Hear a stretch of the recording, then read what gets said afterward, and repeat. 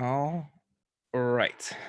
We are now live. Welcome back to our Paramotor Nation, everybody. My name is David Wolf. If I haven't met you yet, I am joined, first of all, by a lady who is a little bit under the weather. That is Nicole Phoenix. She is not going to be seen. She may be heard, but most likely not. She's actually on the panel tonight, but she's really under the weather. She was out in Atlanta for work this last week, came back on a plane where the only requirement was that you cannot be healthy. So she got sick and can barely talk right now. So Nicole, I know you're listening and watching, and we're just all praying that you get better quickly. But I'm sure you're going to have a lot of questions for our guest, Woody, tonight. So whenever you have a question, don't hesitate. Put it in the chat. Nicole's going to be sending it over to me. We'll get everybody's questions answered. We also are joined by the trike flyer himself, Dave Ruff. Dave, what's going on, man? Hey, guys. How you doing tonight? I'm doing Thanks great, for joining us. Doing my thing. I actually flew a trike yesterday, took a refresher course, and got that black bull up in the air. We'll be going back. I'm going to schedule another one here in about another 10, 15 days. So watch out, guys. I'm not only a footy, I'm not only a triker, but I'm a free flyer. So I do all three now. There you go. Thanks for joining us.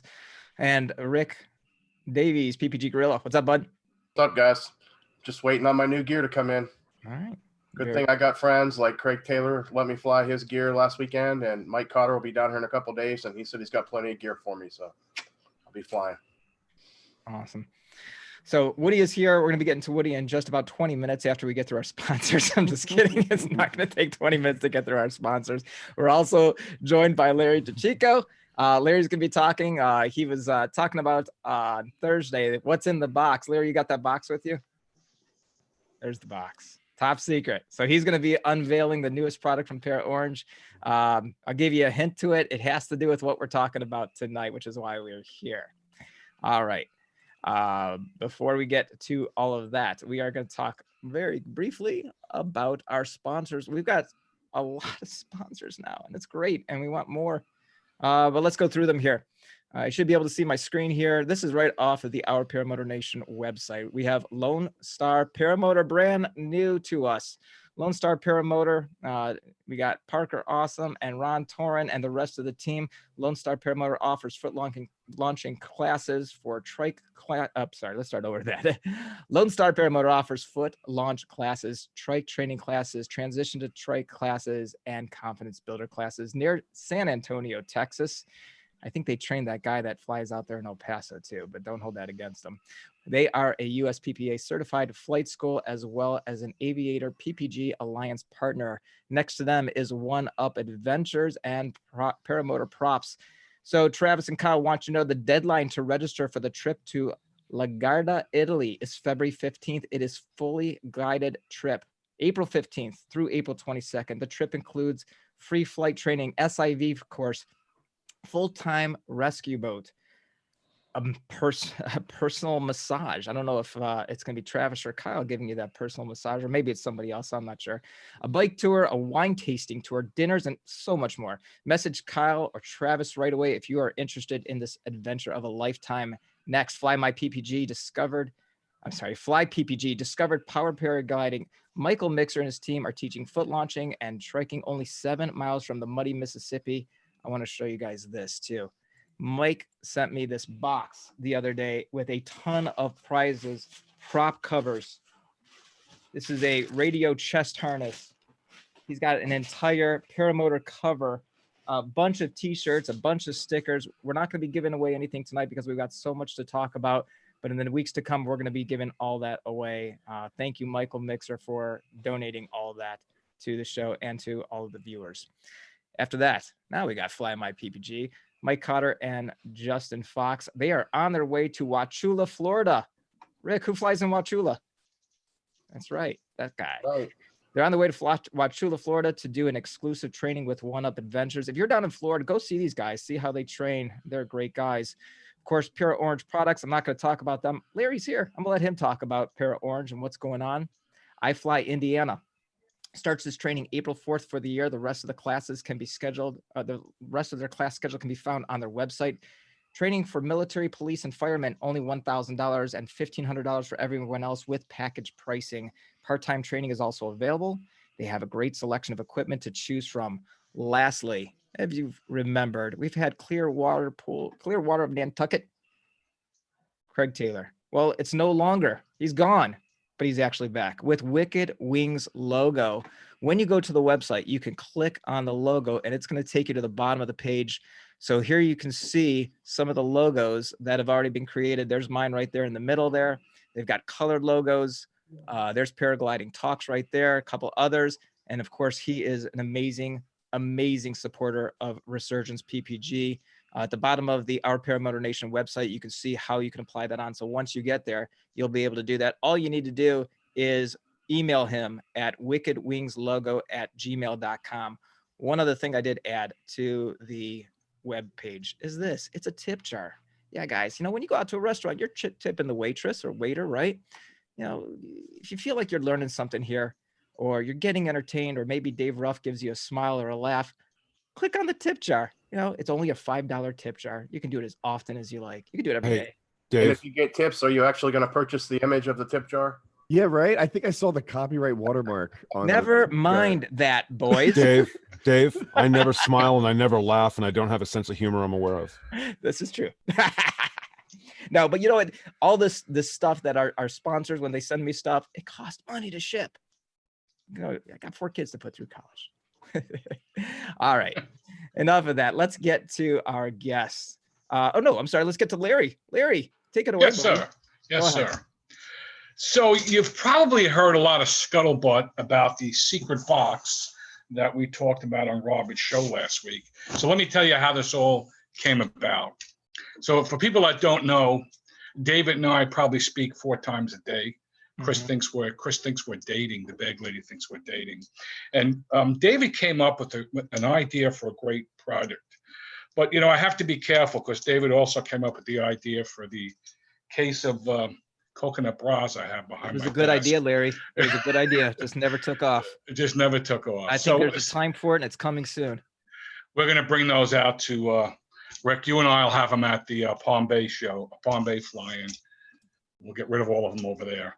But Larry, just get with it. It's training wheels, okay? Jeez, all right. So anyway, David had this great idea. And there's a video. First of all, you might have seen Woody's video that was excellent about what he's going to speak about later. But there also was a video that was done about a year ago by Tucker Gott. You might have heard of him. He flies a little bit. And Tucker did a video about repacking his reserve. And he said, since I'm repacking my reserve, I'm going to show you how to throw a reserve. And he actually set it up in his garage and he did a throw. And the only reason he did it was because he was going to repack his reserve. And that's a problem that a lot of people come across. We don't throw our reserves. I fly with a reserve. Many of us do, but we don't throw it because we don't want to repack it. I'm not qualified to repack a reserve. Maybe some of you guys on the panel are.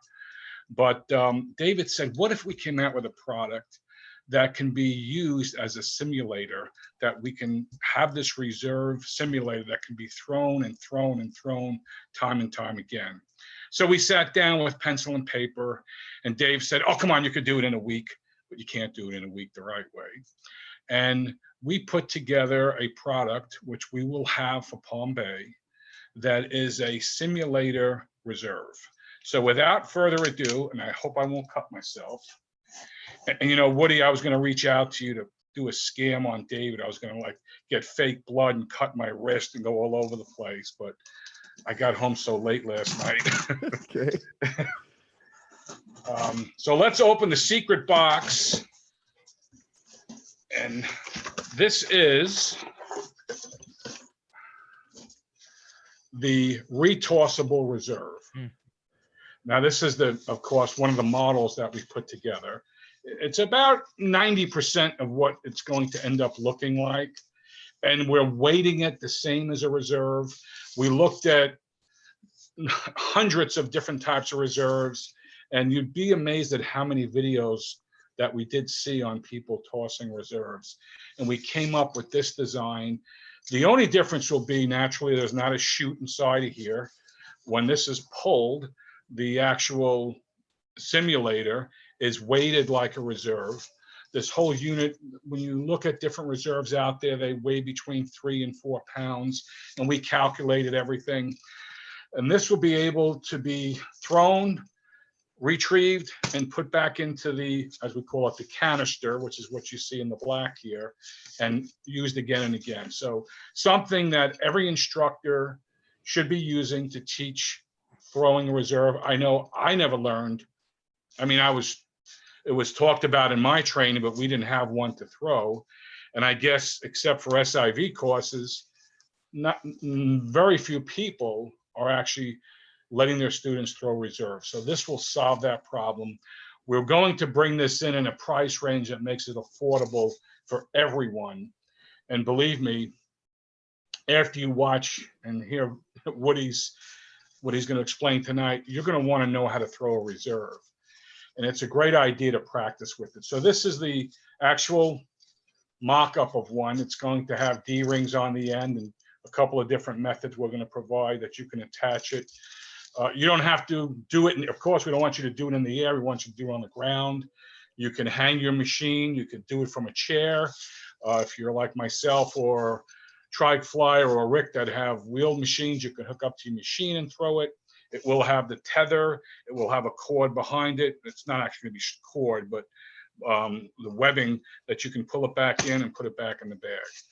And like I said, this will run in a price range probably between $40 to $60. Already we've done upgrades to how we're going to build it. It's going to be made for hundreds and hundreds of throws, not 5 or 6 throws. So this is what it's going to look like. It will be ready at Palm Bay. Hats off to Mr. Wolf. This was his idea, so we're going to send him a case of Omaha steaks. And David, great idea. And everyone I've spoken to has said, you know, that's one of the big problems. Nobody wants to throw their laundry.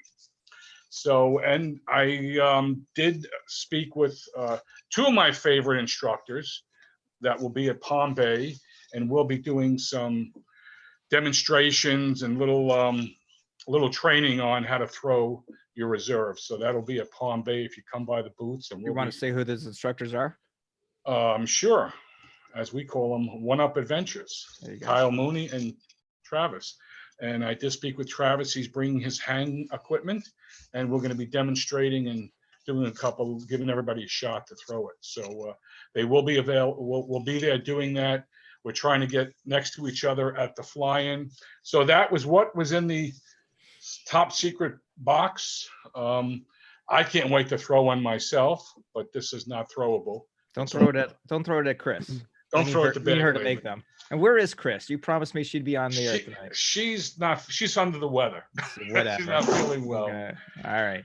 And So if I can lead the witness for a quick second, will those be, if I don't want to hang my paramotor, can I go to the public park and attach that to the local swing and swing myself around and spin myself and throw it? Absolutely. Wonderful. There are 4 D rings that are really kind of strong, and we're going to provide different, I think 2 different or 3 different types of connectors. So yeah, you can use Dave, them like that. when you do that, would you please video that and put it online? That's the plan. So Larry, last question for you, because I want to keep under 15 minutes as I promised Woody, and I'm almost there. So I have a question for Woody though. Go ahead. No problem. When they're at Palm Bay, people can come up and just start throwing them. Will you have those for sale at Palm Bay? I say yes. And Chris says, The lady said, "Shut up, Larry." I am pretty certain My ass too.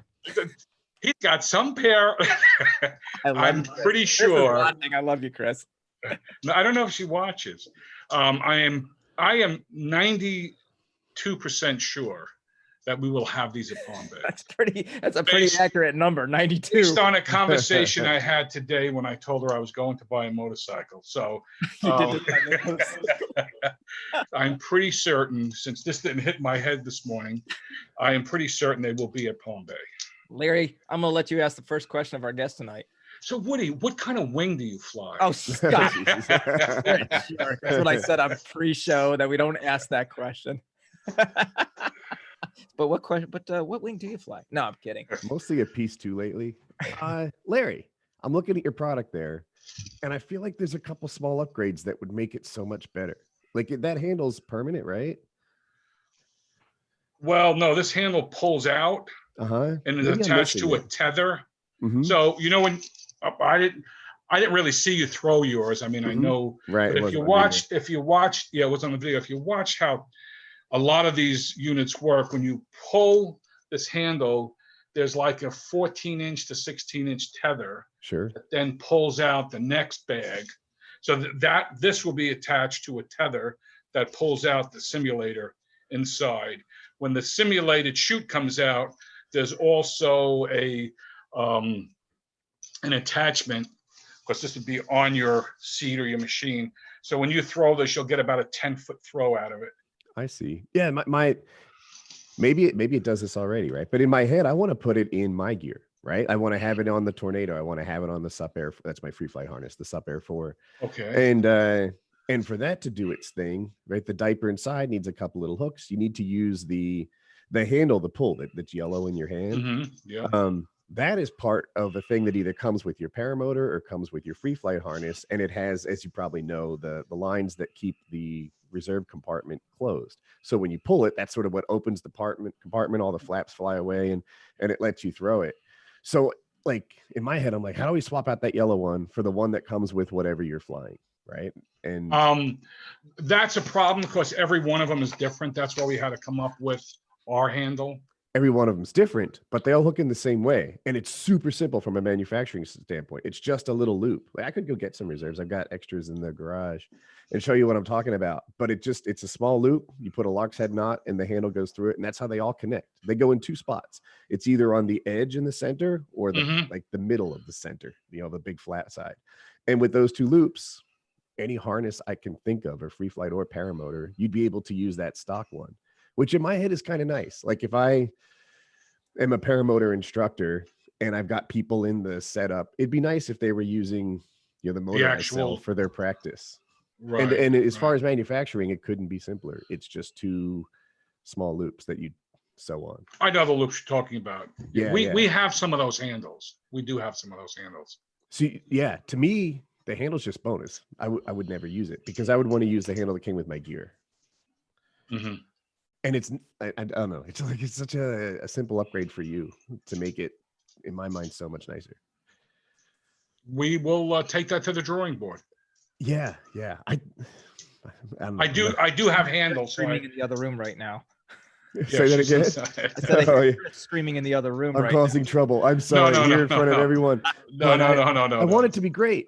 And I think you'll get this feedback whether it comes now from me or later after sales. That like, oh, how can we get this in, our free flight harness? How can we get this in our paramotor? And put it in those containers that they train with. Good input. Yeah. Very good input. Appreciate it, Woody. Appreciate it. Yeah. Cool. Anyway, so I fly a piece too. I just go up and down. If you don't know who Woody is, because a lot of people watch this show who are just coming in to the sport of paramotoring or will be watching this on a replay, let me give you a little introduction. Woody, Matt Woodworth, Woody gamer tag, 1.16 million subs. It's a little bit more than me and Dave and Nicole and Rick combined. But you would think this guy just does paramotoring. Paramotoring is just a very small fraction of what his YouTube channel is. PKA Painkiller Already is a weekly show that he does on his YouTube channel. He talks about everything, not just flying, but things like UFC, teeth whitening, infidelity, how to be driven, motivation. Woody's like, he went through all my videos. Success, sex, his parents having sex. Lots. Legendary. But Woody's got really great opinions on a lot of things. And I think for that reason, a lot of people ask his opinion. So I was watching a stream yesterday and I was watching the chat, Woody, and I saw someone put a comment says, "My wife just left me for a guy that eats Wendy's chili. What should I do?" Oh goodness. Did you see that? I don't know if you saw that, but that's a great question to ask you. The Did you see that in the chat or no? I don't recall if I saw Wendy's chili is an inside joke on the show. There are millions of inside jokes. We had a host, his name was Wings of Redemption, and he's a big guy. Like, you know, I think he peaked out at close to 500 pounds, and he eats Wendy's chili on the stream. And when you're big and you eat unhealthy food, everyone judges you for it. And now he's the Wendy's chili guy. Okay. So I didn't realize that was an inside joke. All right. yeah. Oh, there's so many. There's like 10 years of content on it, and people go back for ages. And I really would have to make a good argument that says there is more content on Woody Gamertag YouTube channel than there is on most network TV right now. Yeah, PKA is actually one of the things that I watch from time to time. I really enjoy it. Oh, that's horrible to hear. when my worlds Keep doing it, man. collide, right? And like I meet someone in real life, and all of a sudden they've heard about, like, I don't know, my parents' sex life. It's like, oh, I'm at a severe information disadvantage, but nice to meet you. It happens a lot. Well, this show was really 5 months in the making. And I remember when I watched the video, and hopefully a lot of you that are watching right now saw my post earlier in the week on the Paramotor Facebook page saying, please, before this show airs on Sunday night, please go back and watch Woody's double throw video to prepare you for this, to know what we're going to be talking about. It was almost a little bit of homework. It came out at a very interesting time. This summer, we had a very unfortunate thing happen in our family. We lost my mother-in-law, who was a wonderful, wonderful lady. And the very morning of the funeral, as usual, I'm pretty much ready before my wife and my kids. And I was sitting on the couch in my in-laws' house, and I was watching the video and just sitting there. And really, if you watch the video, hopefully you have, you'll notice that there's probably almost half of the video is in black and Woody just talking. And one of the things that was said, and Woody, I don't know if you probably don't remember this, but there was something that Woody had said, and it really, really struck me hard. And it was actually as I was preparing to say something at the funeral, everything else just kind of got tossed away. I really wasn't able, I was too choked up to even speak at the funeral. And I just went up to my father-in-law and I kind of told him about watching the video. And I said, you know, one thing he said was this, and it really represented the way I felt about how my mother-in-law lived her life. And it was this: you don't only live once. That's wrong. You live every day. You die only once. How are you going to live every day?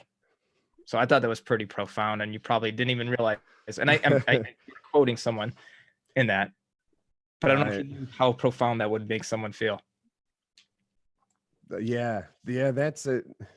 People used to say YOLO all the time, and that was kind of I was like, YOLO's kind of bullshit. You don't, it's you only live once. And I'm like, yeah, that's not really true. You live all the time. You only die once. And that's when it was born.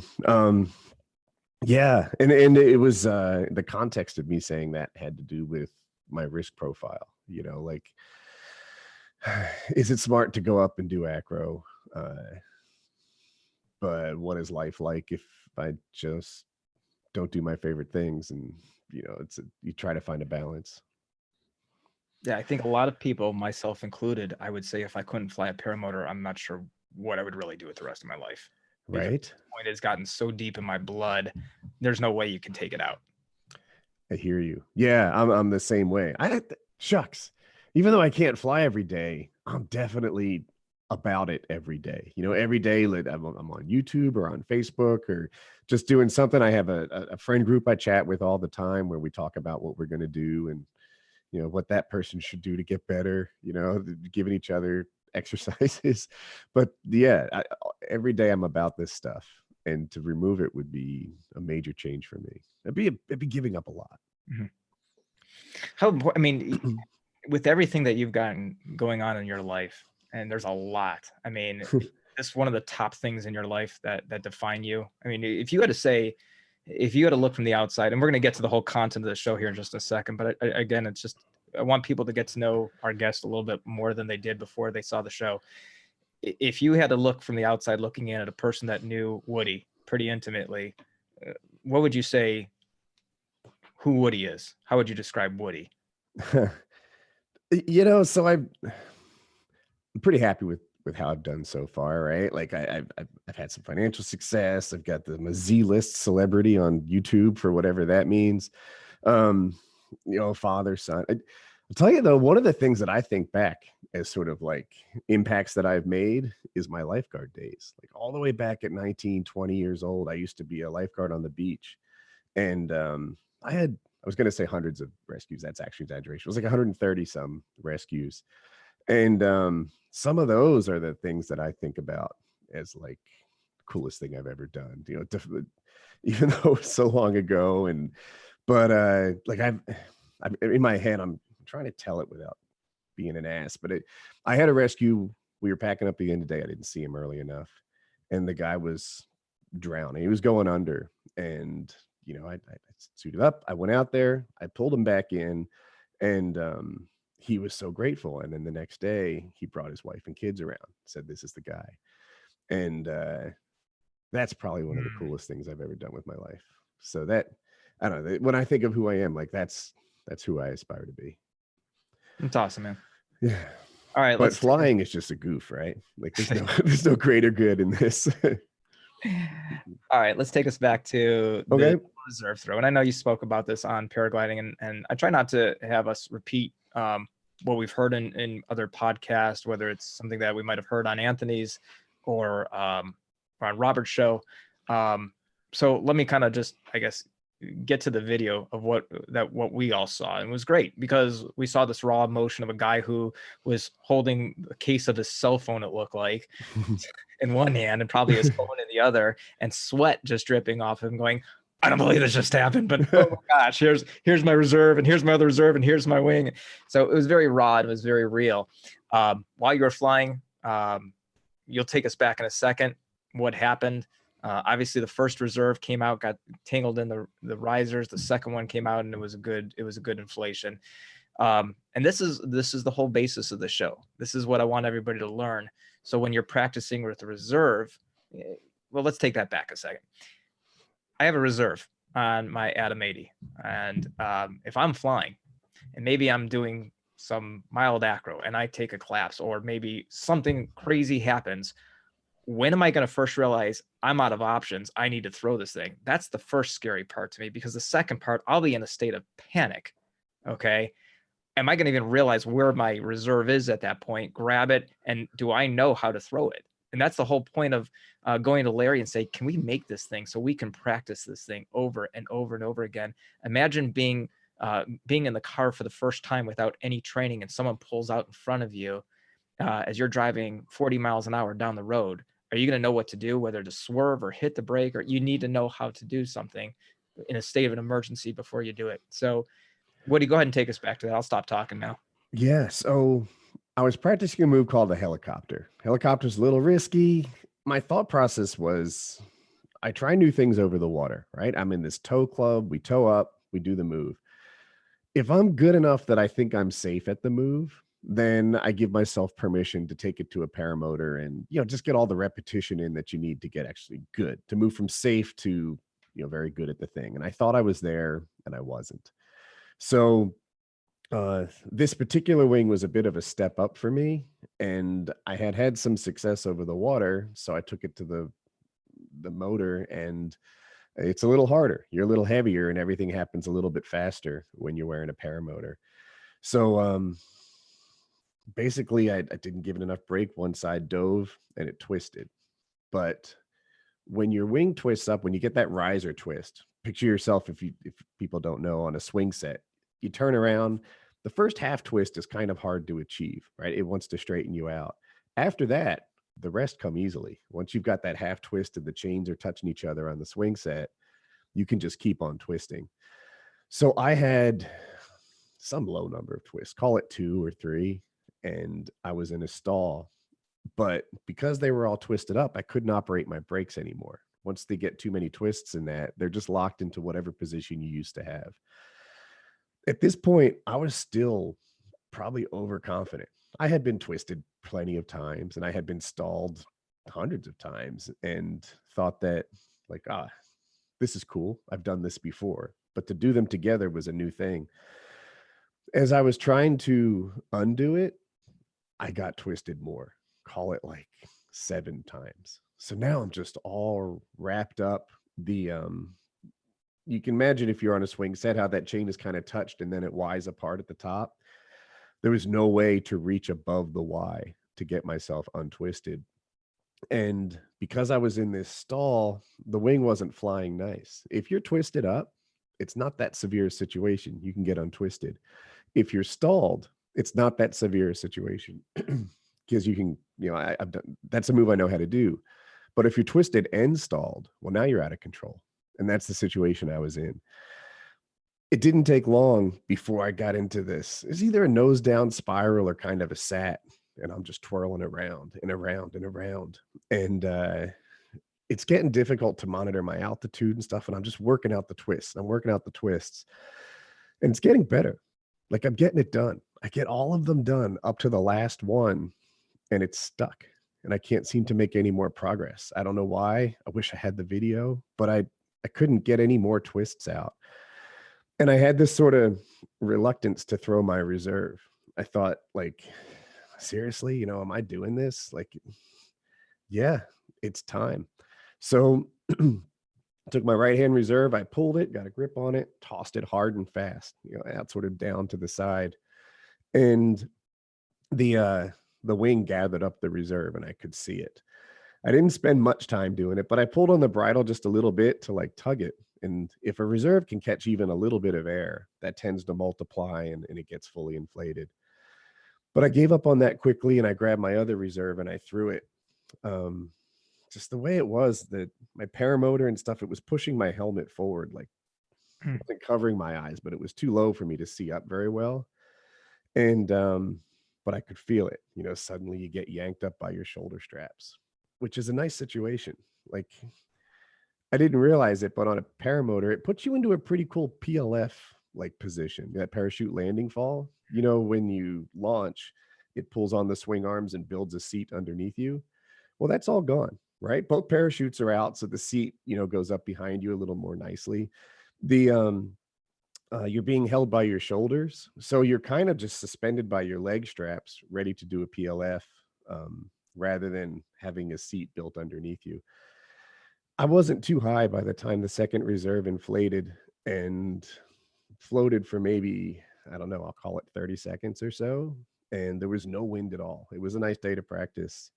And I was trying to figure out like which way to go for the PLF, right? If you sort of just roll slightly into the side that you're drifting towards, but there was no discernible drift. And I ended up just doing sort of a feet cage turtle kind of landing.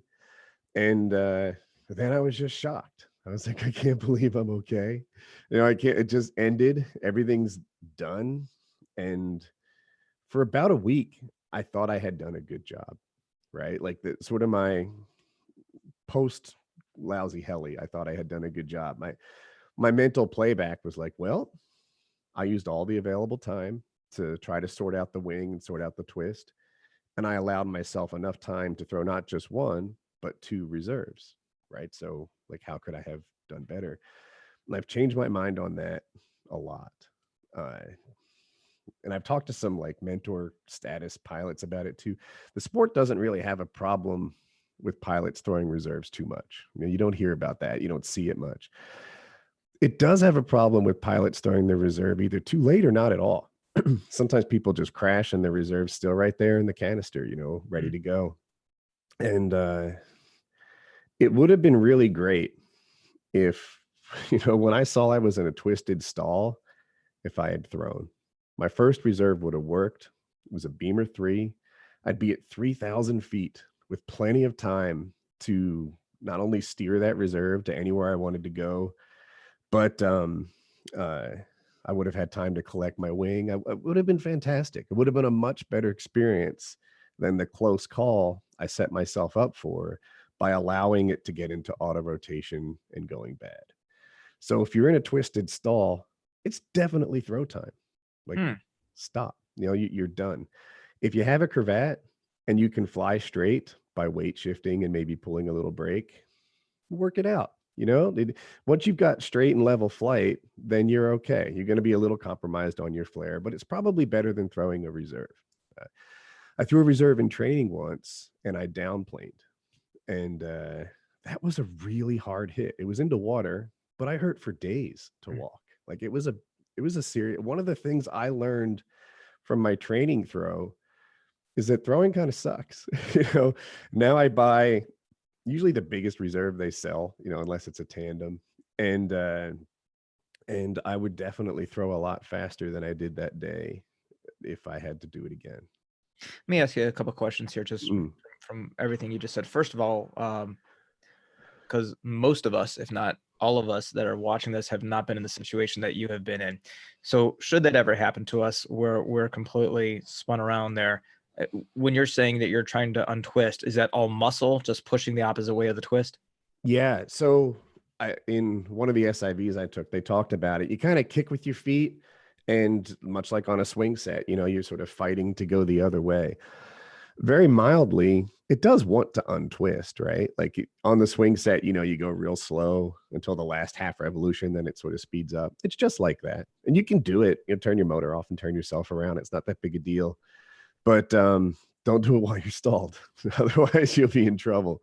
So yeah, when I was fighting, though, I was in the auto rotation. So I'm sort of hanging sideways, trying to fight it and get it undone. And there's a lot of pressure. And I was making progress. I don't know what stopped the last half twist from coming out. But it And now wasn't. looking back, you'd say, I shouldn't have even tried to untwist it. I should have just thrown that reserve right away. Yes. So the trouble is, when you get into auto rotation, right, that nose down spiral, and it wasn't fixable because my brakes were locked in the twist, right? Whatever position I got into trouble in was the position that I was stuck with. If you get into auto rotation, then the risk of it gathering up your reserve is so much bigger. If you throw from straight and level flight, or if you throw from a stall, it's going to work, right? It works pretty much every time. If you throw from that spinning, then there's a real chance the wing will gather up your reserve and it won't let it expand. And that's exactly what happened to me. I've heard people online say that when you throw the first reserve and it gathers it up, it sort of slows you down enough that it increases the odds on the next reserve. That may be what happened to me. Or it might just be that with the way I was spinning, left worked better than right. There's a chance of that. I don't know why, but I was glad I had two. Okay. I want to get to some of the questions here that we have in the chat. First question. Now that you are in your 40s, are you feeling older yet? Wow. Are you feeling older yet? Longer lived body aches, eyesight needing more assistance. Jesus Christ, is this one of my fans? Wow. Who said this? I don't have who said this, but I'm going to have to answer for something. How has this affected your flying? And this person says, I'll be 51 by the end of this month. Oh, not one of my fans. They're all 20. How has flying impact, or how has aging impacted me? You've been flying for, I want to say, because Ross had just said this last week that you guys started about the same time. I want to say 8 years. Is that right? No, that's way too much. It was like 2016, I think. Yeah, 4 years. Our fourth year. Yeah. Yeah, I don't know. I don't find flying to be something that you age out of, at least not yet. I haven't found the physical demands of flying to be such a big deal. It's not MMA or football or something like ice hockey where you really can't keep up with the kids. It's just pulling toggles and weight shifting. And so far it's been okay. All right. Here's the next question. Oh, and Jim CR120 asked that last question. I don't know if we should let him ask another question. But how much do you think your SIV training prepared you for surviving your double throw? That's a great question. I think it was helpful. Yeah, so I had thrown in the SIV, and I did what they told me to. It's tricky to know how to throw a reserve. It's super hard, and it's hard to know who to listen to. It seems like the most experienced reserve pilots in the world have thrown 10. These acro guys like Theo DeBlick, and I don't know how many he's thrown, but I bet it's in the teens. Like, it's not a ton. The guy that taught me threw a lot. He's thrown hundreds, if not thousands, because he used to test them. And you go to his course and you can see like, I don't know, 7, 12 reserves thrown that weekend. So there's something to be learned by watching people throw reserves too. So I was glad that I had seen a bunch, and I was glad that I had thrown one before. Having said that, I wonder if I'd change my technique. Did you watch, what's his name? Anthony Bandera, the paragliding guy? He did that reserve video. Do you know what I'm talking about? Talking about that guy from Texas. Nope. I think he's I don't know where he's from. He's from Europe somewhere. Oh. He and his girlfriend, they fly in the beach. No, okay. Oh, I know Anyway, who you're talking about. Yeah, yeah. He's been. That's what's his name? Bandera. That's Anthony Bandera? Bandera. Yeah. No. yes. So he that, did that's right, Dave. That is yes. All right. So Anthony Bandera did a video, and it was like 30, 40 minutes long. It was all about throwing reserves. And I didn't agree with every conclusion, but I thought it was really neat to have their study. And one of the things they did is people who threw like I did ran into some trouble. I would pull the reserve, get a grip on it, and toss it out. Well, when they did that, the bridle sometimes got into like a big flowy mess as the wind blew it towards them.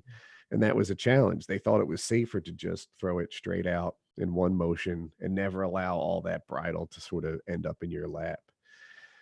So I'm going to run that by Gabe, and Gabe is one of my SIV instructors. I'm going to see him in April. He's out of Torrey Pines. So I think if I remember right, I think I was walking past you, and I think you were working with Elena at Bad Apples. Yeah, her reserve either need to repack over time or it got wet. Okay. So she and I just think that the threw it. motion was pull it out, pull it inside, and then throw it away, just to get that momentum to throw it out. Isn't that correct? That's how I was taught, right? So the thing is, when you fight the Velcro, like that can take a lot of your strength in the first place. So if you just do the fight the Velcro and toss it in one motion, it can be a weak throw. Having said that, if you pull it up, put it in your lap, and toss it like I was taught, the bridle can get all tangled in your lap. Do you remember that happening to you, getting tangled when you threw? No, it didn't happen to me, I don't think. Okay. But I can see how it would. And well, it's on my mind. There are people with strong opinions on how to do it well who've never thrown it before. Now, I would argue that most of the instructors in the paramotor industry have never thrown a reserve. But there they are teaching hundreds of people, what it's all about. So I try to pick and choose my sources on what the best technique is. And a lot of it is situational, right? Do you throw it down or do you throw it out? Well, that has a lot to do with what the wing is doing. Some people throw it up and high so it doesn't get collected in the auto rotation. I wish I knew for sure, right? I've thrown 3 reserves if you're generous. That's not a big sample size. Like, would you learn to throw a football from a guy with that much experience? No, of course not. Right? Here's another question for you. I don't know who asked this, but says, I know that you fly with 2 reserves. Do you recommend that others fly with 2 reserve, or just depends on how you fly? Yeah, I started flying with 2 reserves when I started doing acro stuff. Wing overs, asymmetric spirals, and sats, I feel like are pretty safe, right? They're all positive moves that don't involve stalling your wing and going parachutal and doing the stuff that gets you twisted. If you stop at sats, you probably 1 reserve is fine. Okay. But if you're going to go on into the floppy wing acro, 2 reserves is a must. That's my take on it. Crockett wants to know, do you think you'd be dead if you didn't have that second reserve? I think I'd be really, yeah. So when you do that auto rotation, sometimes your descent rate is not super. I think I would be, and I say that because the second reserve expanded and caught so quickly that my descent rate must have been high. Okay. Bart Scary Berry wants to know, do you prefer side mount over the front mount, and why? I do prefer the side mount. There's a couple things I like about side mount a lot. First of all, I just like that it's on the machine and out of the way. Like if you blow a launch and you have a front mount reserve, it's like a whole thing to sort of take it off your carabiners and like get in and out of your rig. It becomes a bigger deal. That's a little thing. Front mount reserve, if you land in water, it's a freaking nightmare. I've done it in a free flight harness, and I never did get those clips done. I got a lot of my clips undone, and then I ended up taking off my reserve like a pair of shorts, because You can't see in the water very well. Everything's in the wrong spot. Everything's trying to float you face down. And it's a terrible environment to try to work all those clips. So that's a problem. If you land in the water, front mount sucks. Front mount hooks into your carabiners. So if you're throwing because of some sort of failure on the swing arms or the carabiners themselves, then you're counting on the same point of failure that got you into trouble. And when you do throw and it's hooked up to your shoulder straps because it's a side mount and it's built into the harness, then you come down in a PLF position, sort of suspended by your harness and in your leg straps. If you come down and you're suspended by your carabiners, you're coming down in a seat, which is not as nice. Like, it's hard to, I guess you can slide out and stuff, but it's not the same. I'd rather be suspended by my harness. But the biggest reason I like it on the side, above all the others, is that it's not a decision to bring it. Like, it's just part of your motor. In the same way that you bring the silencer and the gas tank and all the other things, it's just attached. People who have front mounts, and I see it in like YouTubers' videos, they're like, I'm not doing anything special today.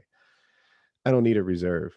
And it's like, put one on every motor, right? Put one on every motor, put one in every harness. And then you're never deciding whether you're taking the reserve today because it's just on there and you'll always have it. If you're throwing your reserve, obviously what you planned on doing isn't what you did, right? So why you think that you can decide whether or not your plane is going to go according to plan on the ground is off target to me. Put it on your motor, put it on the side, never take it off. I want to ask a question to one of our panelists, Rick Davies. I believe you have a front mounted reserve. Isn't that correct? I did fly with the front mount for a little while, and the same as Woody. It was just one more thing to have to fool with to get out. And, I fly over a lot of water, and that's always a concern. So I actually ended up side mounting it.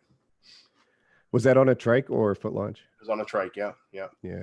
Just more stuff to have to clip in and deal with every single time, and just trying to simplify the whole thing. Right. And if you blow a launch, it's like a double penalty, because it's twice as much to clip in. Yeah. I like the little flight deck there where I could keep my phone and my GPS and stuff, but it's better off on the side for me. It is that it's not as good, but on the sup air harness I have, which is on a Tornado, there's a Velcro patch on the reserve. So my flight deck is on the side, but you have to, look over at it. It's not right in front of you. I still use it on the side. I have the same sup air container with the Velcro on it. Okay. Tether my phone and then Velcro on the back and stick it right there, and it stays right there. Me too. Yeah, I'm convinced my tether setup is the best one. I've got this silly little thing tether. It was $10. I put it in front of my face on $10 on Amazon. And then I had to have a leather or Velcro on the back to stick on the thing. You probably have something very similar. Yeah. I got a zip tie through mine and there. So. And then it's sold to like the janitor market, like this big retractable keychain. Mm-hmm. Notable in that you can lock a length to it. See, so that I used to use something just like that. That's a lighter leash, they call it. If it were to fall, then you might get full extension on that and it could hit the prop. So I set mine to whatever it is, like 12, 14 inches. And if it were to fall, it'd be right there. But if for some reason I want it to be 3 feet, I can unhook the lock and take pictures or whatever. Nice. Yeah. So I have something similar. I've got the Velcro on the back of mine, and I put one of these little things that are stuck on real tight. And then like Rick has that retractable line, and I have that hooked up to part of my harness. So once I take off, I can clip into that and I can take my phone off. And actually I had Larry design me a knee board, and I just had him put Velcro on one side of the knee board for me, so I could just let that sit right there on my leg as I'm flying. Nice. So there you go. Our friend, everybody's friend, Todd Scandrett, Resurgence PPG, wants to ask, he says, so there are very few pilots that have a reserve experience. Is there enough information to determine what is the right way to throw? Right? No, at least I don't have enough. It's a super good question. I've thrown 3 and I'm on this show talking like I know what I'm doing. That was the whole like football comparison. On one hand, maybe amongst the most throws in the paramotor community. On the other hand, not many throws. Mm-hmm. So I am going to tap into my SIV instructor. The guy I met, Gabriel Jeb. does the SIVs out of Torrey Pines in California, and he used to be a reserve test pilot.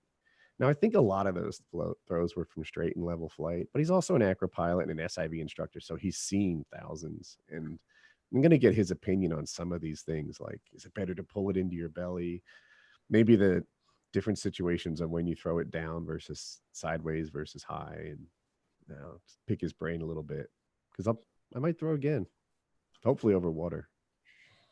Well, I think and we talked about this a little bit in pre-show, and I shared one of my goals for this year, despite what I promised my wife before I started getting into paramotoring, is that I would never do acro. And now I'm very excited and interested in starting to get into acro. As I said, Shane's videos, I started watching those, and doing a little bit of wing overs, maybe some spirals, and that's about as far as I've gotten at this point, because I've got a lot to grow on there and to make them bigger and better and faster. So I've got a ways to go.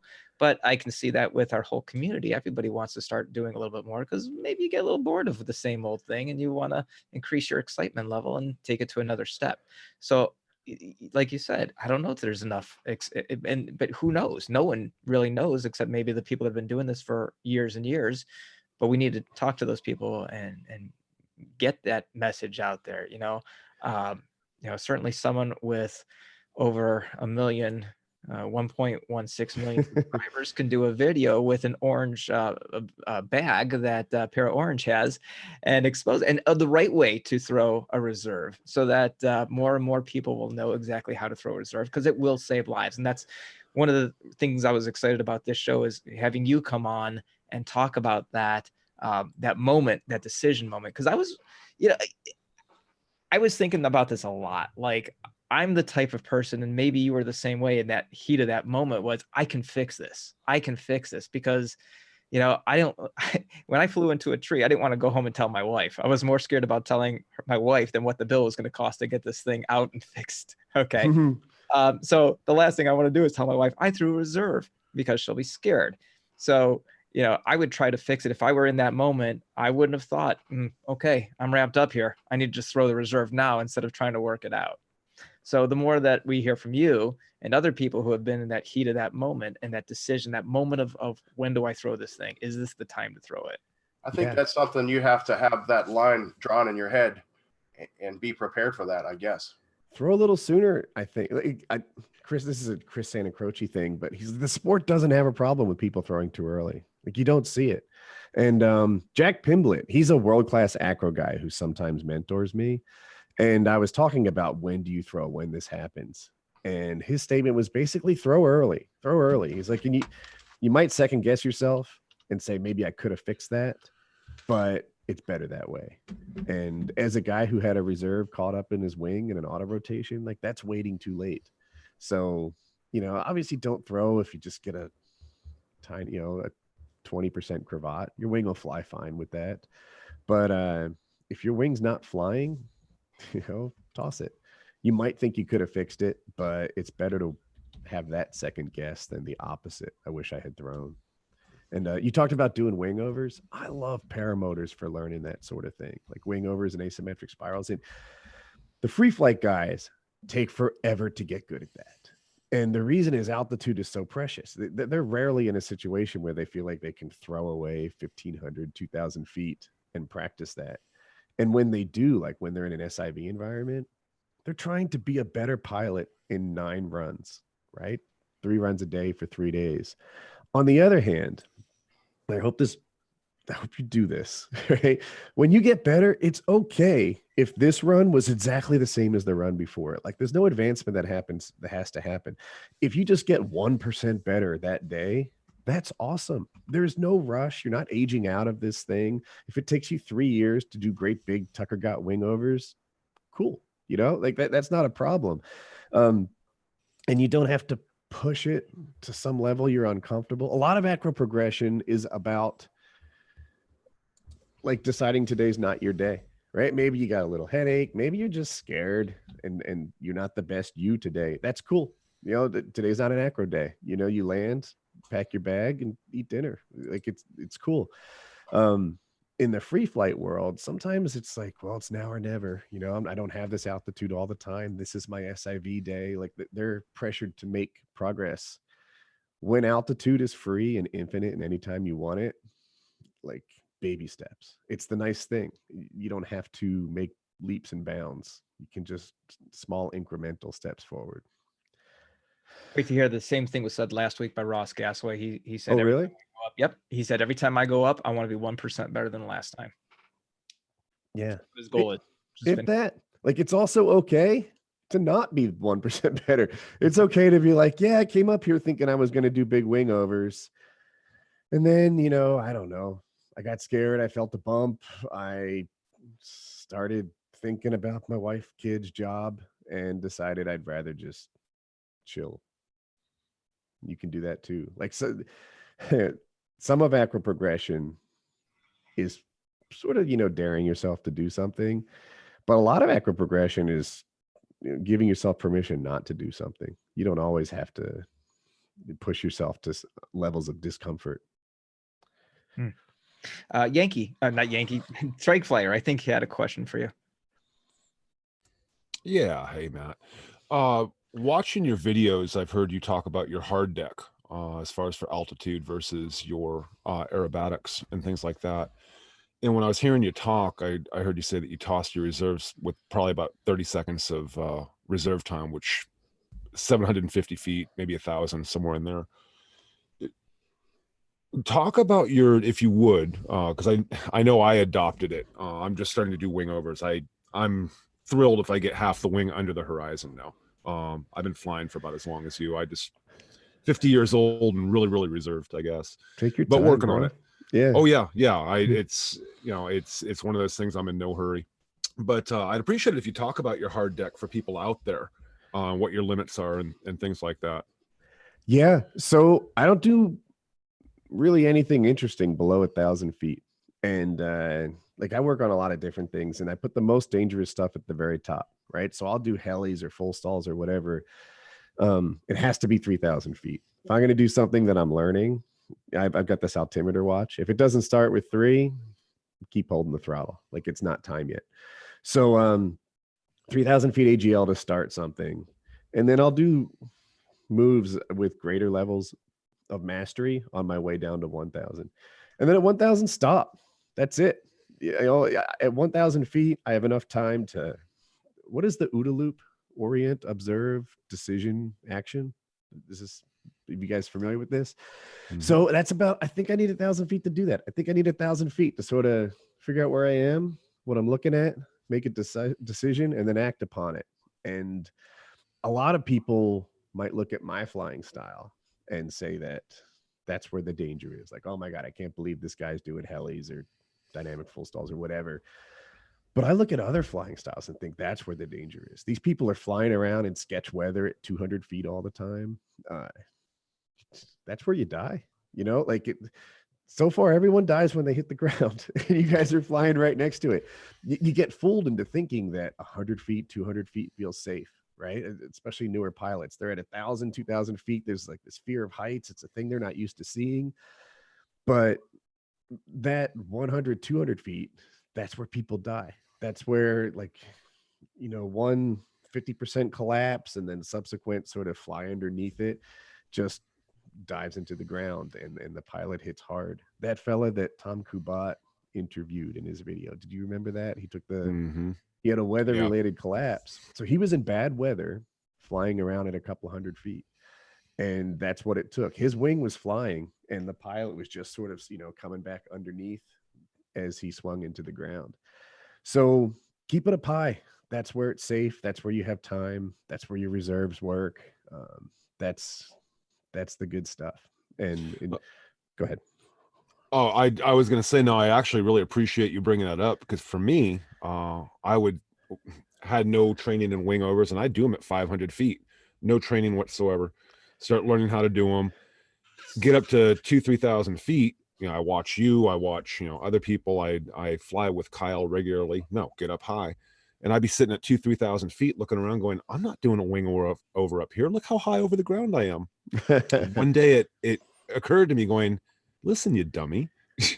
you're 2,000 or 3,000 feet Yeah. versus 500. And now if I really start pushing wing overs, I'm at probably around 1,500, 2,000 feet. It's funny how a couple hundred feet feels safe, but Yeah. a 12-foot ladder feels sketch, right? Yeah. And then if you sat on a 12-foot ladder while someone were to tip it over, you'd have a real injury. Like that's a Yeah. serious problem. It's no joke to fall off a 12-foot ladder or off a, your garage roof that's only 1 story high. Like those are problem falls. And just because 300 feels a little cozy, that it's an area where we spent time before, it's not safe. That's where the danger is. I talked to another pilot. I'll leave his name out. But he was launched and he kind of had get there-itis, where even though the weather was bad, he wanted to get back to his LZ. They had flown to a store or restaurant or what have you. And one pilot went up high where the air was nice and smooth. And another pilot stayed in the nasty air to monitor it. That was his thought process. So the whole time he was at about 250 feet, just getting whacked around, taking wingtip deflations and stuff. And he landed and I was like, bro, like wrong call. Like if this analogy, I don't think works, but if I'm trolling and I've got my line in the water, the longer it's in there, the more fish I catch.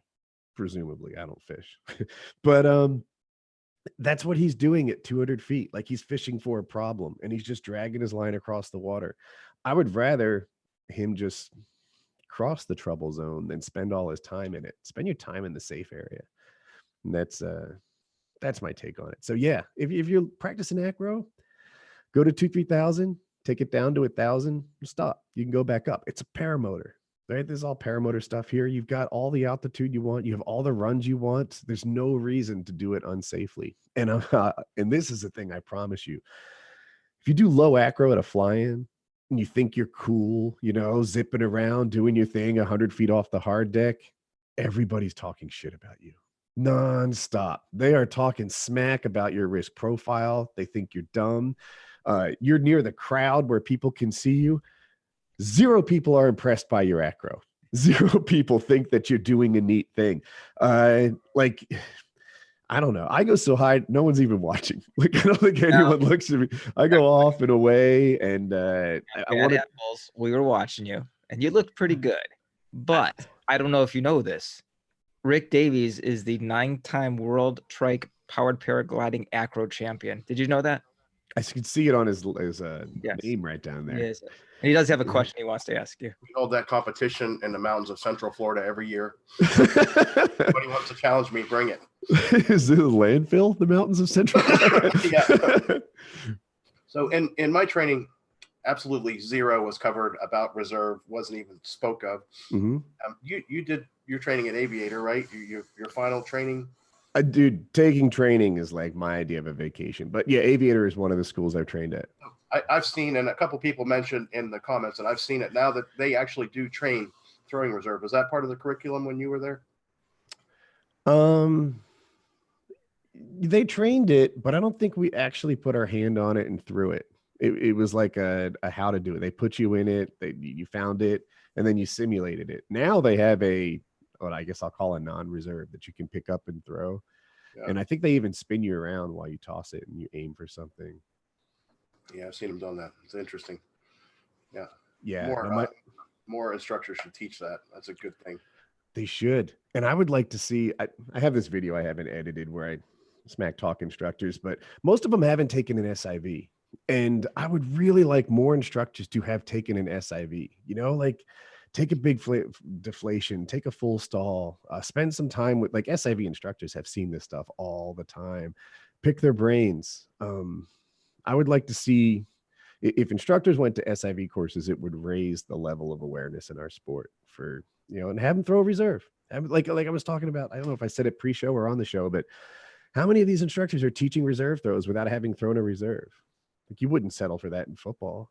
Like, not, I was never a football player. I keep talking about it like I was, but like, I want a guy who's done this a bunch, or at least once, and has some idea of what it feels like. We really need to have some practice reserves made. Something. Yeah. Good idea. All right. I'm going to ask a question that has nothing to do with paramotors. Crockett right. wants to know, do you play Destiny 2? I don't. No. I've thought about it. It might be a game I like. Lately I've been playing World War Z, and before that, the latest Call of Duty. Jim CR120 is going to be giving you a phone call later because he's got tons of questions. Here's a couple others. Have you flown outside the U.S.? Where do you think the laws make PPG flying better? Yeah, I'm sorry. I'm not the guy for that question. I haven't flown outside the US. Okay. And I think you've already answered. What do you consider your altitude range for throwing a reserve? And I Maybe think cover the bottom of it. So my training SIV throw, it went wrong. So that I was a newer pilot, and the drill. All right, first of all, the weather was bad. So normally a boat like does sort of a circle around the lake and gets you higher and higher. But because the wind was so strong, we could just make a straight run into the wind. That's all we got. So I didn't get the altitude on that tow that I wanted. He told me to spin it, but this is like my 9th flight in the desert in the heat, and I'm just mentally wasted. And I didn't know how to spin it. So I grabbed all the risers on the right side and I started pulling as hard as I can. That doesn't do anything.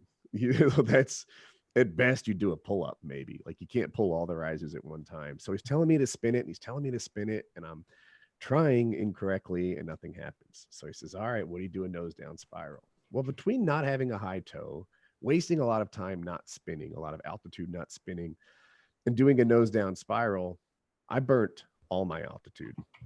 He tells me to throw it. I do. And I'm not really monitoring my altitude. That's something my instructor was doing.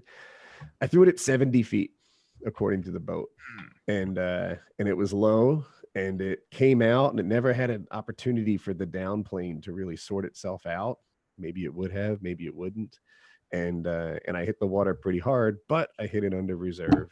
And yeah, 70 feet still worked, still did a thing. I want to throw my own personal opinion in for once.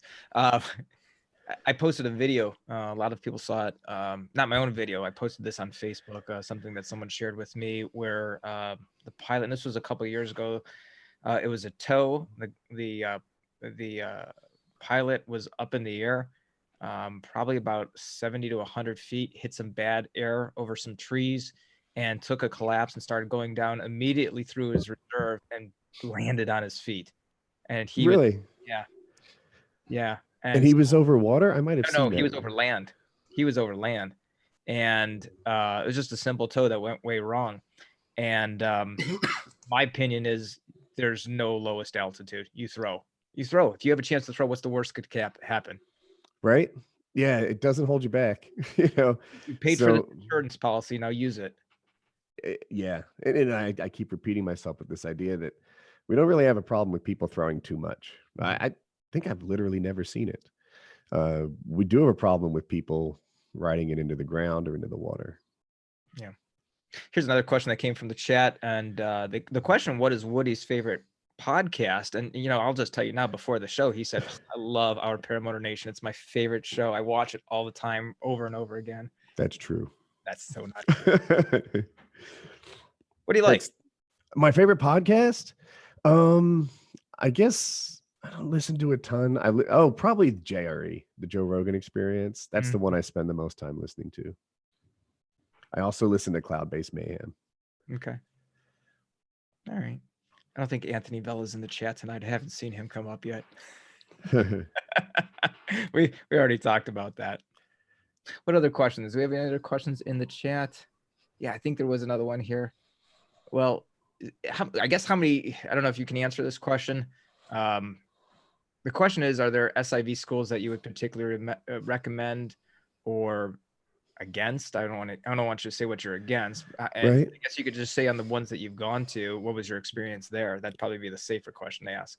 So I've been to the Torrey Pines one, I think 3 times, and I'm going for a 4th in a few months.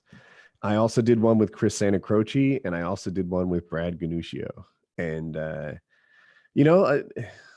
a lot of it is about which instructor fits the student, right? Like, I'll talk, right? Like Gabe, for example, out of Torrey Pines, he fits me.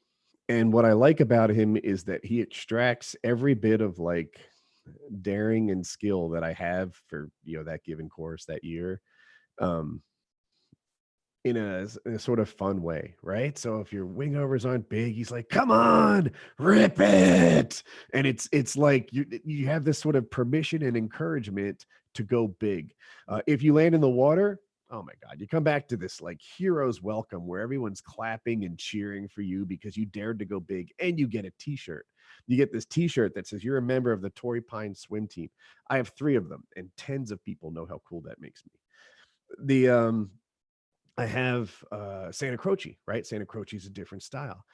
I did asymmetric wing or asymmetric spirals, right? Sort of right off the bat, do some asymmetric spirals. Let me see how good you are. And he's like, "All right, Woody, that was nice. That was like a 5 out of 10. If you want to do a 6 out of 10, I'm here for you. If Wow. not, that's cool enough."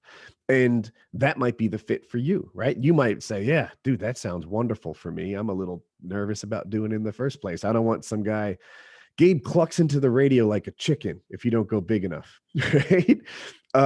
Me, I took it as a challenge. I'm like, that mother trucker is not clucking at me all weekend. I promise you. Somebody else might feel like a pressure and say this guy's not the fit for me. So that like sizes up, what I think of these courses.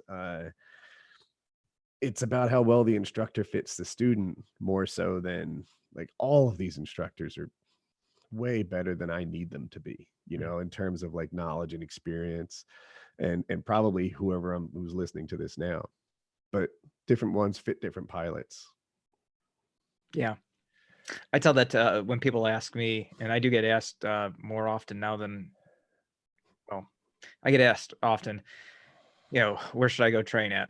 And, first of all, it depends on what you're looking for and, who's going to fit, because I've trained with 2 very, very, very different trainers. I One, saw your video on that. oh, you're the one. Thanks. So it's going to be what's best for you, just like that.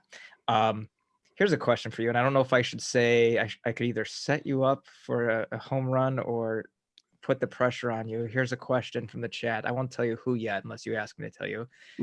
Question is, who is your favorite acro girl? It'd have to be Leah, yeah. Well, that's amazing because that's who asked the question. There is no other. There you Good go. job, Woody. Good job. All right. I see. I'm gonna let Rick say goodbye. Rick is struggling there. He's been blowing his nose off camera there. So Rick's gonna be bowing out gracefully. Good night, Rick. Thank you, Woody. Thanks for coming on, man. Sorry I couldn't stick out. It's all good, man. Get well. See you guys. Peace. Good night, See ya. everybody.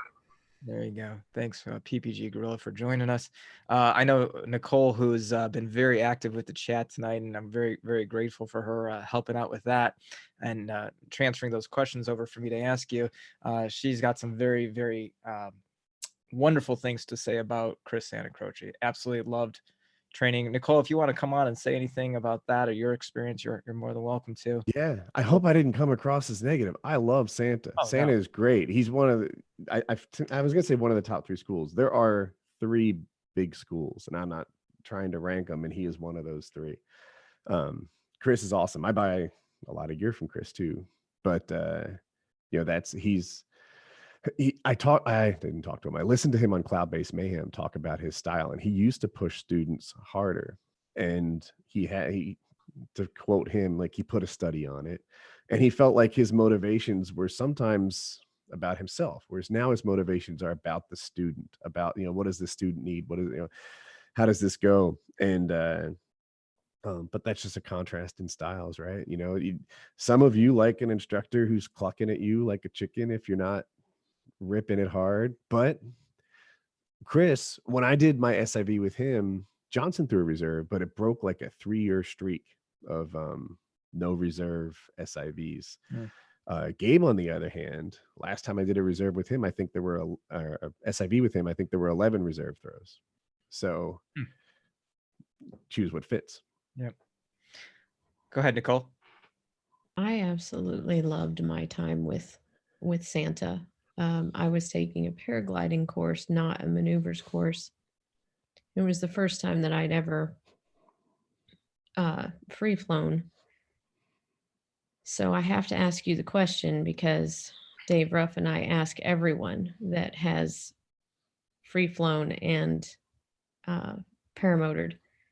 If you had, and I understand that these 2 days would be completely different, Mm-hmm. but if you had the opportunity to fly a perfect free flight day or a perfect paramotor day, which would you choose? That's interesting. And like, I'll answer I that know in a the weather is related different, question, right? right? Made a The video about weather's this too. different for I- each one. Like that's beside the point. What you Perfect didn't ask, conditions. Oh, I'm sorry. Go ahead. what you didn't ask is which is the better day, right? And on that, I might say paramotor. You know, that my perfect day on a paramotor has like one level of selfishness in it, and that there's a cloud level at 1,000 feet that makes it gloomy and yucky for all you silly ground dwellers, yet sunshine and beautiful magic carpet ride for us pilots. And the weather is smooth and it's nice, and I'm on top of this majestic setting. And ideally I have a friend or two, or in radio it's easy to stay together. In free flight that happens or doesn't. That is might be the better day. But for me personally, because it's so rare to have a great day in free flight, I think I would take that. It's the one I don't get as often, making it that, precious gem. Yeah. That's pretty much the way Dave and I feel, I think. Yeah. Or most all of us that I've spoken to feels. But so I've had free flight days where like the driving round trip was 6 hours, and I literally like put my wing back in the bag and didn't fly. It was just blowing over the back a little.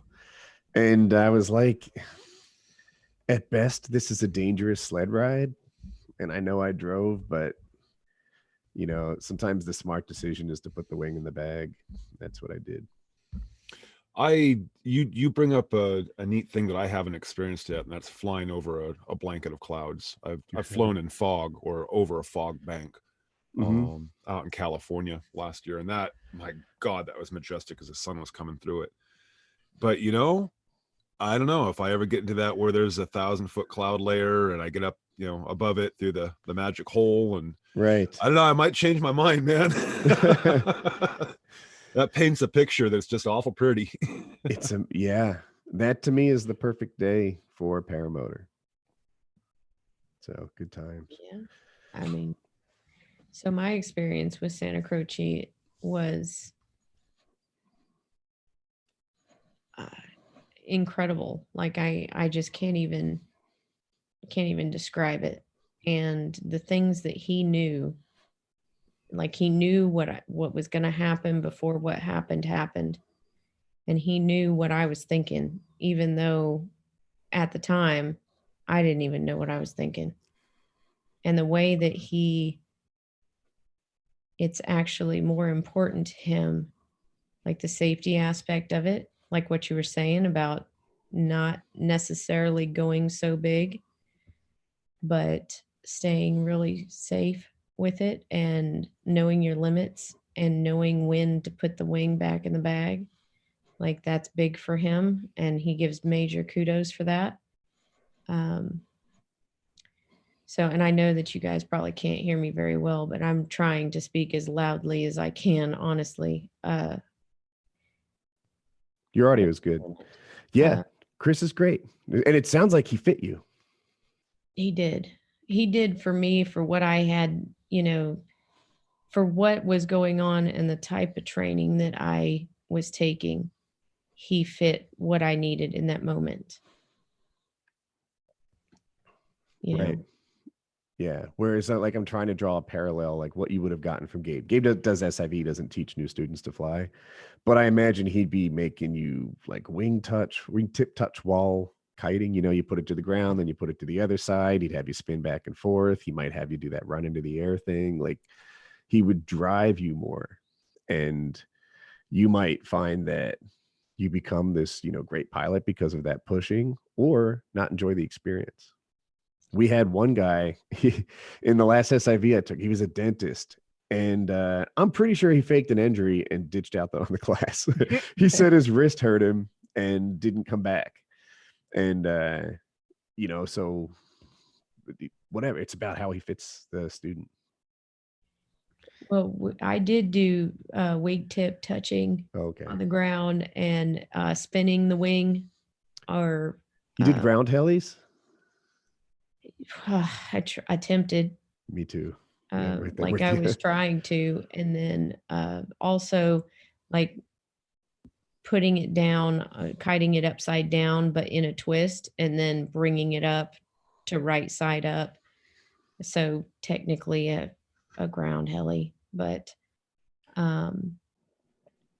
yeah, all of those things, kiting from your knees, kiting from your butt, kiting, having to walk in a circle or on a diamond pattern, or any of those kind of things, backwards, frontwards. I mean, like every direction. And the thing that I thought was just absolutely fantastic, and I know I've told this story on this show before, but we were on the north side and the wind had died. And I mean, like, the wind had just died, and it was almost sunset, and everybody else was packing up their wings, and I was like, I'm getting one last run in here. So of course, most free flight pilots don't do forwards very well. Mm-hmm. But as a paramotor pilot, like that's our thing. So I get out there and I'm watching these people trying to forward launch, and they're keeping their arms down and back, and their wings just aren't wanting to come up because they're not assisting with their A's, right? Mm-hmm. And so I'm out there and I'm like, and Chris is down far down the finger, and I'm up on the grass.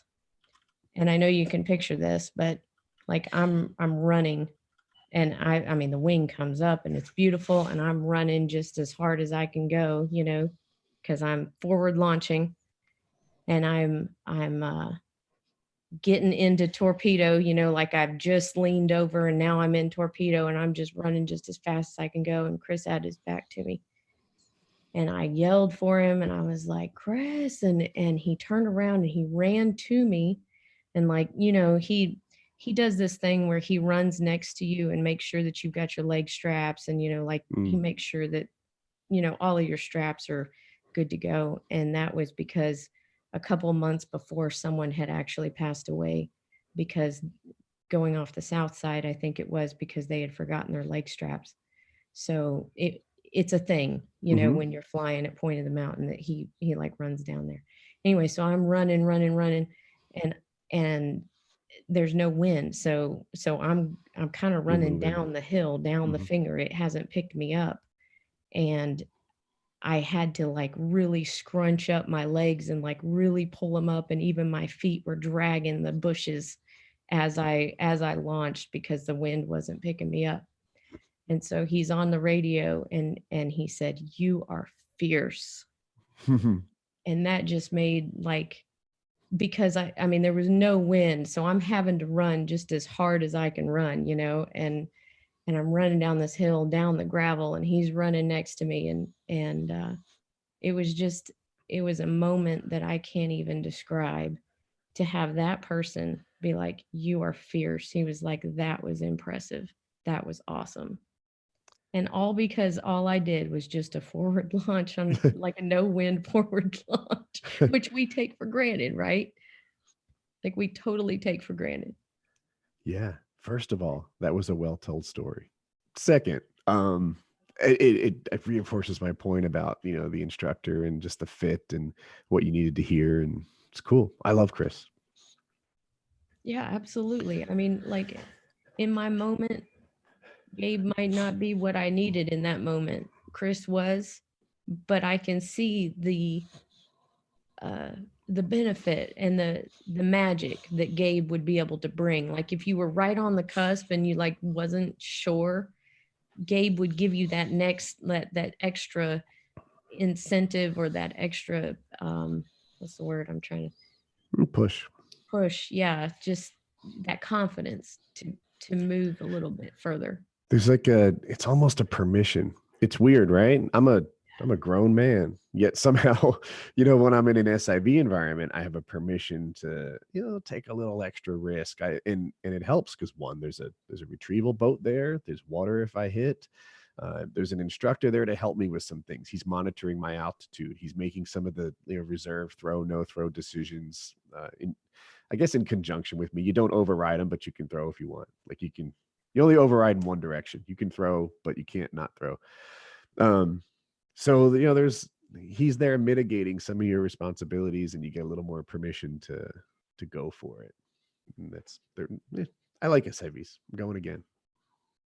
Yeah, absolutely. One thing that kind of concerned me about Santa was that he never, like, he made me make the decision. I'd be like, everybody else is kind of kiting. There's some people flying. And I'm like, okay, am I ready to fly right now? Is the wind, is it too strong right now? Is it too early in the day? Do I need to wait? And he was like, well, what do you think? And later he told me, the fact that you had to think about it, the answer was no. You weren't ready to fly because you had to think about it. So in a way it was empowering because he was making me think about it. But in another way, I do kind of wish that he would have just been like, yeah, you got this. You go do your thing, I wonder like how the different scenarios that could have played out. If he had said, what do you think? And you said, yeah, I'm ready. He'd say, no, that you're actually wrong. You're totally not ready. Right. There's cumulonimbus right above us. Did you not listen to any of the things I've taught you? Like that might have been a way that could have played out. Yeah. And that probably would have been it. It probably been like, what the hell were you? It is 1 p.m. It's warmed up 45 degrees so far today. And you think you should learn to fly? Like it could have gone that way. Hey, Nicole. Yeah. Do you see that cloud way out there? That small little cloud. That one cloud. Yeah. Don't. No. Yeah. So Woody, our shows usually last about 90 minutes. And I posted a few moments ago. It said, it said, last chance, any questions? And then someone responded and said, Woody's on. Don't these shows usually go 4 hours when Woody's on? I am a high endurance podcaster. I couldn't imagine going 4 hours. I have a rare kind of cardio where I sit here and do nothing. I'm going to do this. I'm going to rapid fire these last questions. I'm going to let you answer whatever you choose. And then we're going to wrap up the show here and we'll go into an after show. And at that point, I'll go ahead and post for whoever wants to join in. I'm not sure who's going to be staying on, but we'll go ahead and post that. Everybody likes to gather at the end of the show. So here comes the questions. Answer what you'd like or what you can remember I've asked. Here we go. Do you have a goal? I'm just going to ask all these at once. Do you have a goal for how often you post your videos? How much SIV training? Go ahead. I'm required to memorize all these questions and answer them at the end. Answer them in 10 seconds or less. We'll rapid fire. I used to try to post one every week. Now my flights are so repetitive that I try to post them when I do something interesting. Okay. Oh, by the way, that reminds me of something I wanted to thank you for. You got myself and Dave and Rick and once a year, Nicole, who make these videos. And one of the most profound videos I saw was your video, and it's affected, I know Anthony had affected him and a lot of other people. And that was what makes a good paramotor video. So thank you for putting that together. Because once I watched that, I looked back at all my videos and went, God, these suck. What was I doing? These are so freaking boring. And now they're still boring, but they're a little bit more interesting. But thank you for making that video, because that's really changed a lot of us and how we go about planning what we're going to do. And just like you said, sometimes I get home, I look at the video and I go, garbage can. I hope Anthony Vella watches that video someday and steps it up, right? He's so boring. I wish he'd stop making videos for about a year so we could catch up. Yes. Congratulations, Anthony Vella, who this week exceeded 5,000 YouTube subscribers. Good job. Good job, buddy. Okay. How much SIV training should someone get? The ideal, I think, is once a year. That would be fantastic. Good. If you cut that in half, you'd be better than most. Who would you like to bring it to the sport? Any potentials for getting Mrs. Woody in the air?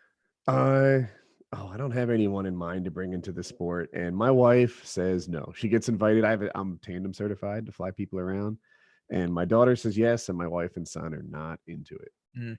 Yeah, I get that too. I think just skip down a little bit. A lot of people saying thank you for inspiring us. We miss your videos.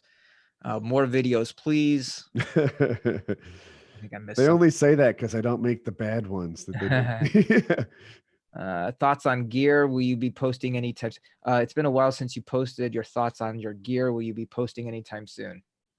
I don't have plans for. I might get it. I like to have 2 paramotors, and I might be working with Fly Products actually going forward. So I'll show that stuff, and I'm, dude, I spend more mental cycles on the balance of like being a factory pilot yet maintaining a very important to me what I think is a reputation for honesty, and we got to do that right. So do you like when people come up to you at the fly-ins? I do. Yeah. I like talking to people at the fly-ins. The one tricky part is sometimes I'm busy, right? Like if I'm doing a pre-flight, for example, in my dreams, I'm in my own bubble. I've had people like assist me on my pre-flight, but in my head, well, everything you've touched needs to be pre-flighted again now. Like, this is a thing that just I do.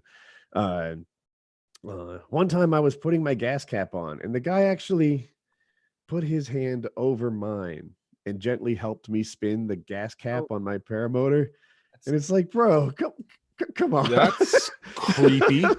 That really happened. But yeah, I like meeting people, and I do my best, but there are also other times where it's like, actually there's someone waiting for me over there. I'm like fast walking on my way, and like I feel like I'm being rude if I don't stop and give people time, but I'm mid-task. One thing and I've said this before, and one of the things that impressed me the most at Bad Apples was, one of the things I didn't like seeing. No more questions. I think we've got enough questions here. One of the things I didn't like seeing was Elena was setting up to launch, and people were standing around taking pictures of her. And I'm thinking to myself, how friggin' distracting can that be for her, who's trying to focus on? And at that point, Elena's not as seasoned as a pilot as most people. Mark, for example, yeah. Yeah. So, understand we're still putting our lives at risk. We got to make sure we're properly clipped in, and that there's a lot of buckles going on, and that everything is just right. It's hard to be, I would imagine at this point you're not distracted by too much, but I'm sure you want that privacy too.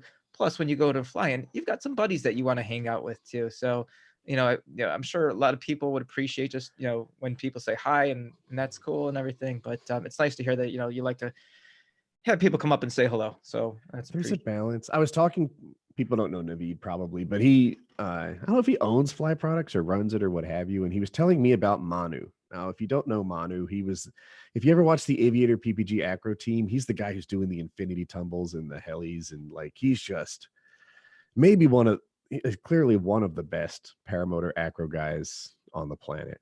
And that's the lens that I see him through. And then Naveed was talking about why Manu was cool. And he was like, yeah, you see him at fly-ins and he's helping out people. He's giving advice. He's kind. And it's like, that's where I should aspire to be. No one was impressed with his heli. They were impressed with his kindness. Yeah.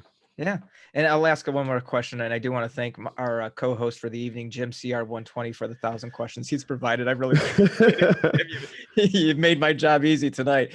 But he was asking too, I can't imagine this because of everything that's going on in your life. Any desire to teach?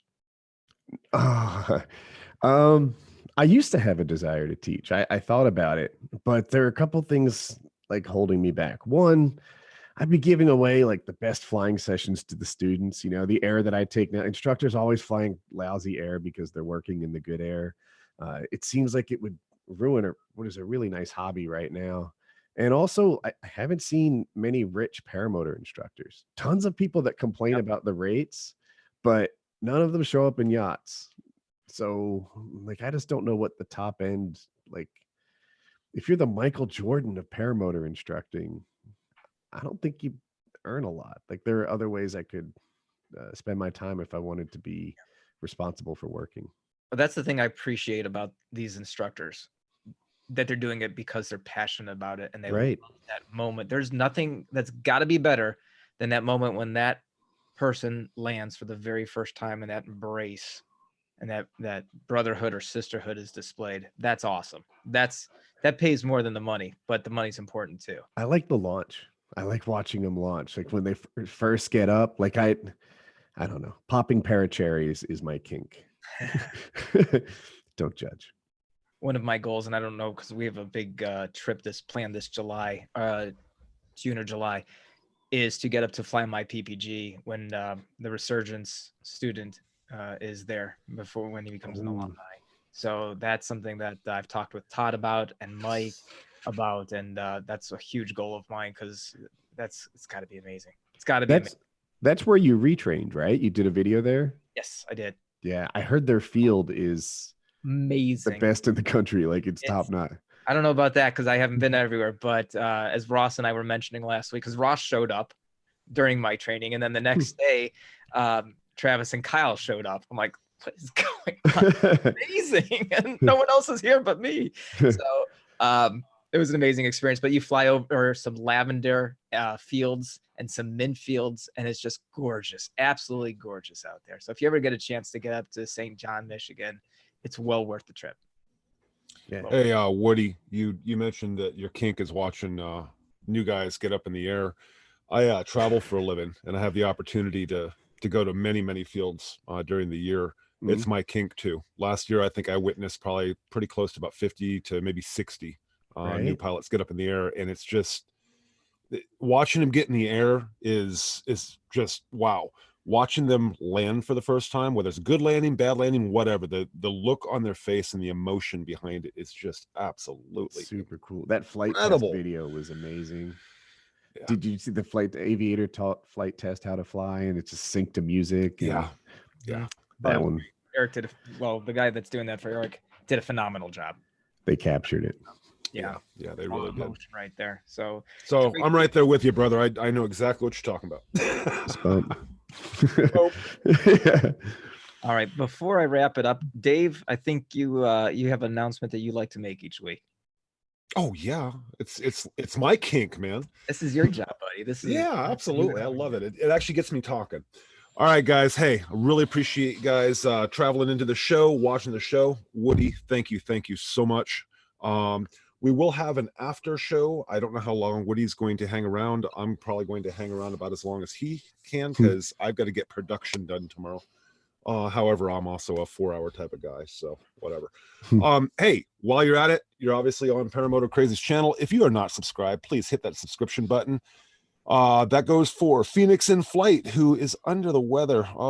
I don't want to say quite how you doing because I know that it probably hurts to say it back. But if you're not coronavirus, Phoenix in Flight, yeah, exactly. That's what I was thinking. I was going to go out and get Corona tonight, but instead I got the Heine. So anyway, guys, make sure you subscribe into Phoenix in Flight and PPG Gorilla. Make sure you guys are. No, you know what? Don't subscribe to him. Let us catch up to PPG Gorilla. And then, of course, Trike Flyer, guys. I am flying Trike again. If you guys are interested, I'm actually living up to the name. So make sure you guys are checking that out. The last thing, guys, I only see 34 thumbs up. Make sure you drop a thumbs up. It's how these videos get out and get to people with the algorithms that the U of Tube has nowadays. So please consider giving a thumbs up and really appreciate all the comments. David, back to you. I want to thank you, Dave, for that announcement. Phoenix in Flight, who has been working her fingers off in the chat tonight and helping out here. Nicole, thank you so much. Rick, I hope you are feeling better, buddy. Larry DeChico, I love you, man. He's my girlfriend right there. And Chris, the bag lady, get back in that room and keep sewing, girl. Larry, look at me. Call me. You got it. Last but not least, I'm so grateful for Woody for being here tonight. Thank you so much, buddy. I really appreciate it. In the description of this YouTube video is the link to Woody's YouTube channel. If you're not one of the 1.16 million people subscribed to his channel, what are you waiting for? Hit the button and subscribe to his channel. Guys, next week, Nicole's putting together a great show for us. We're not announcing it yet. We'll announce that later this week. Thank you all so much for watching tonight. I'm going to go hit. Dave, Yes. After Dark. Oh, I yeah, forgot go ahead, that. Dave. Yeah, guys, we're starting the new After Dark Wednesday night, 7 p.m. Eastern. It's because after this show, I'm tied up with stage acting and Renaissance and all that other good stuff. So I probably will not be on our Paramotor Nation For about 8 weeks, right? Yeah, for about 8 weeks. So I am to fill in for 8 weeks. You're welcome to join us. Yeah, we need to fill in. So guys, make sure you're subscribing to Trike Flyer. I will be doing our Paramotor Nation After Dark Wednesday night, 7 p.m. Eastern. The topics are wide open, a little looser content. And yeah, cool. All right, guys, I am going to hit the meeting idea is going to be now in the chat. And with that being said, again, thank you, Woody. Thank you, everybody, for joining us tonight on our Paramotor Nation. Have a great week and fly safely. Cool. And in a second, we're going to end the stream as soon as Google. And here we go. Have a good night, everybody.